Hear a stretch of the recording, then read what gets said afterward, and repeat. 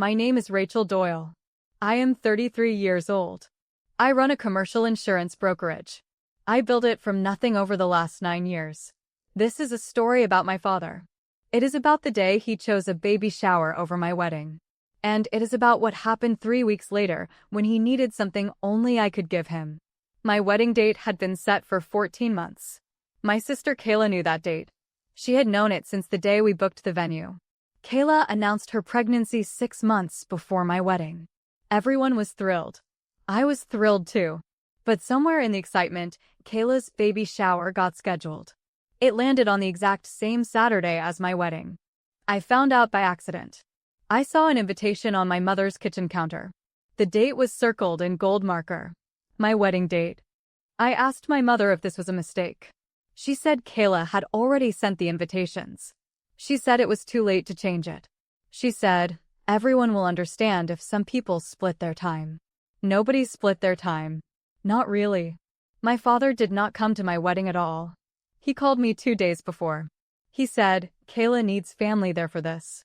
You'll have your husband. She needs her father. I asked him what that made me. He said, don't make this into something it isn't, Rachel. It's just timing. I did not argue with him. I said okay. I hung up the phone. Then I sat on my bathroom floor for 20 minutes before I could stand up again. My wedding day came. My father was not there. My mother came for 2 hours. Then she left early. She said she needed to help set up decorations for the shower the next morning. I did not cause a scene at my own wedding. I did not cry in front of 200 guests. I danced with my new husband. I smiled in every photo. Inside, something in me had gone very quiet. And very still. I want to tell you why that stillness mattered. Because 3 weeks later, my father called me. And what he needed changed everything about how I saw my whole family. Before I get to that call, tell me something. Where are you watching from tonight? I always like to know how far these stories travel. My father's name is Walter Doyle. He spent 30 years working construction management for a mid-size firm. 5 years ago, he retired. He used his pension and some savings to open a small hardware and building supply store. He named it Doyle's Supply. It was his dream. He talked about it for years before he finally did it. What almost nobody in my family understood was this. Doyle's Supply survived its first 3 years because of me. When my father opened the store, he needed a business insurance policy. Commercial liability, property coverage, workers' comp for his 2 employees. He came to me because I was already licensed and working in the industry. I built him a policy that fit an independent, cash-strapped small business. I structured it so his premiums stayed low during his slowest early years. I personally reviewed his claims twice when equipment was damaged. I made sure he got paid quickly both times. I never charged him a commission markup the way I would have with any other client. I absorbed that cost myself every single year because he was my father. And because I believed, foolishly, that it meant something to him. My sister Kayla did none of this. Kayla worked part-time at a boutique. She had never once asked how the store's insurance worked or what would happen if something went wrong. The Saturday of my wedding, while I was standing at an altar without my father in the room, something else was happening at his store. I did not find out about it until 3 weeks later. A pipe had burst overnight in the store's back storage room. It flooded 11 pallets of inventory. Drywall, tile adhesive, boxed lighting fixtures. All of it was destroyed. My father did not tell me right away. He spent those first weeks trying to handle it quietly, the way he handles everything. By himself, without asking for help, until it became too big to hide. 3 weeks after my wedding, my phone rang. It was my father. His voice sounded different than I had ever heard it. Smaller. He said the insurance adjuster from his policy had denied part of his claim. He said the denial letter cited a maintenance exclusion. He said if the appeal failed, the loss would be somewhere around $90,000. He said the store could not absorb that. He said he might have to close. Then he asked me for help. I sat with the phone against my ear for a long moment before I answered. I thought about my wedding day. I thought about the empty seat where he should have been sitting. I thought about my mother leaving early to set up shower decorations. And I thought about something else too. I thought about the fact that I actually knew how to help him. Not out of guilt.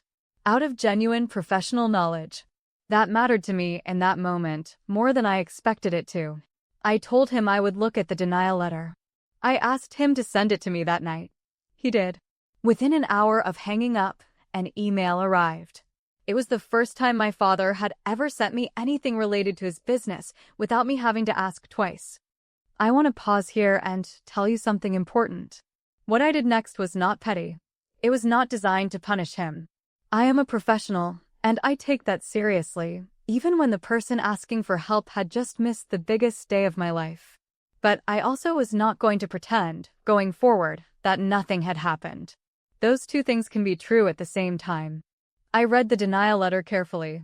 The adjuster had cited a clause about deferred maintenance on the building's plumbing system. I asked my father one question.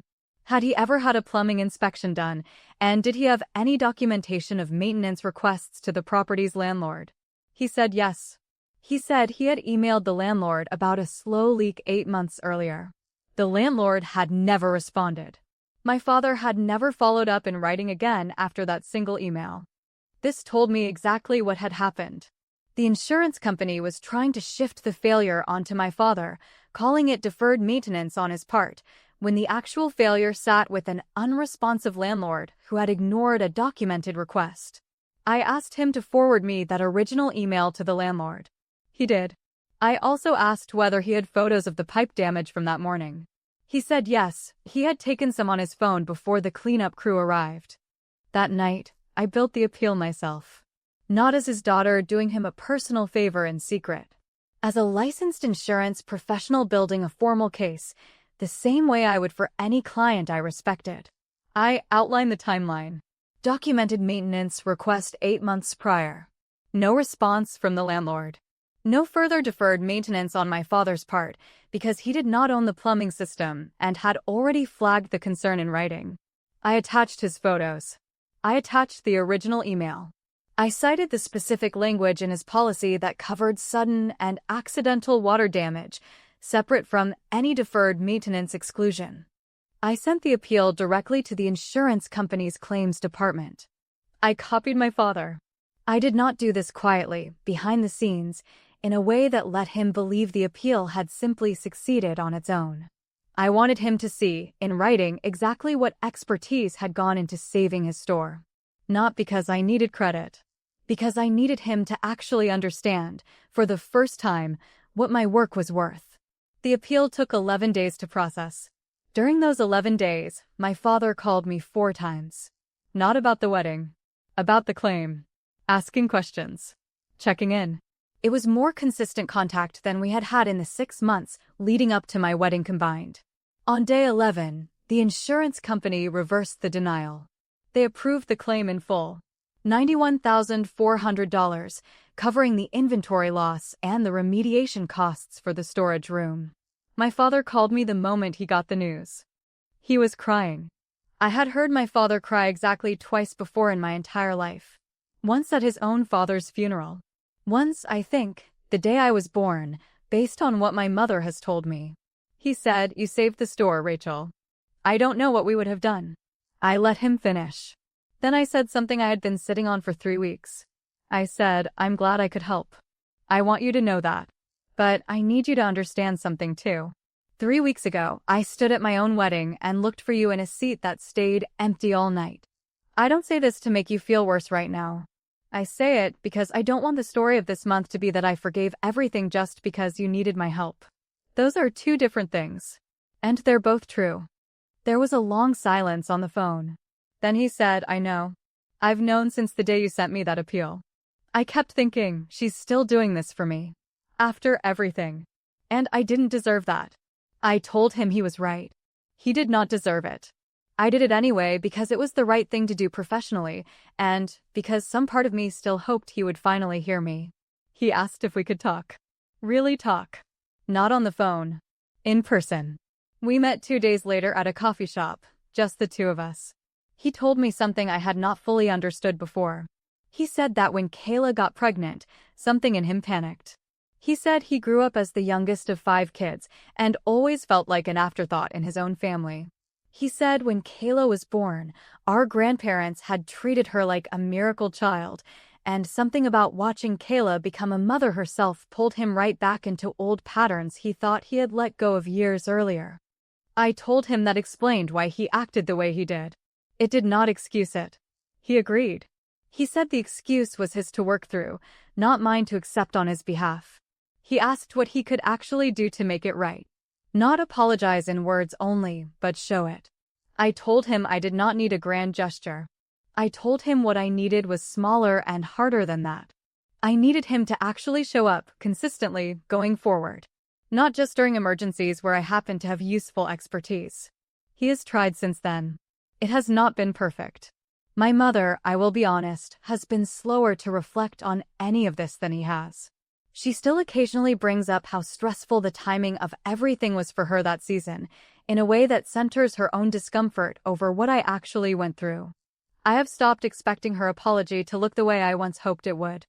But my father has changed in small, consistent ways. He came to my husband's birthday dinner 2 months later, on time, without being asked twice. He has called just to check in, with no insurance claim attached. He asked, unprompted, about my business and actually listened to the answer instead of changing the subject back to Kayla. The store is still open. It is doing well. I still handle its insurance, but I renegotiated the terms honestly this time. I no longer absorb the commission markup myself. My father insisted on that change himself, the week after the claim was approved. He said, "You should never have been doing that for free. I should have noticed that years ago." Kayla and I are civil. We are not as close as we once were, and I have made peace with the possibility that we may never fully repair that. She never apologized directly for the shower date colliding with my wedding. I have decided that some relationships settle into something smaller and quieter than they used to be, and that this is allowed to be okay. I think about my wedding day sometimes. About the empty chair. About dancing anyway, and smiling in every photo despite the ache underneath it. I do not regret handling the claim the way I did. I did not withhold my expertise to punish my father, and I am glad I did not, because that is not who I want to be. But I also did not let him rewrite the story of that month into one where a business emergency simply erased what came before it. So tell me, when someone finally needs the one thing only you can give them, after failing to show up for the thing you needed most, do you give it anyway? And if you do, does giving it mean the debt between you is settled? Or does it just mean you are still, finally, the reliable one in the room, whether they deserve it or not? Thank you for joining us for this story. All characters, names, and events are fictional. They were created for entertainment and reflection only. If this story resonated with you, remember this. You can help someone and still hold them accountable at the same time. Those two things are not opposites. Sometimes they are the only honest way forward.